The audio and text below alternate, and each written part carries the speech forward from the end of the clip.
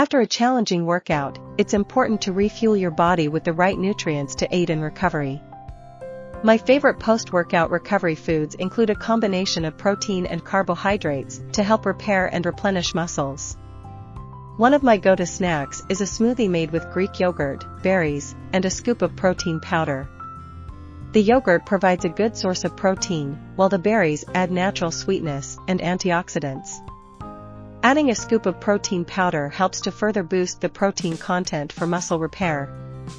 Another favorite of mine is a turkey and avocado wrap on a whole wheat tortilla. The turkey provides lean protein, while the avocado adds healthy fats, and the whole wheat tortilla adds complex carbohydrates for sustained energy.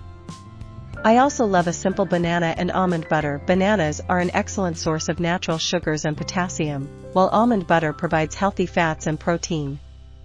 Lastly, I always make sure to drink plenty of water to rehydrate my body after a workout.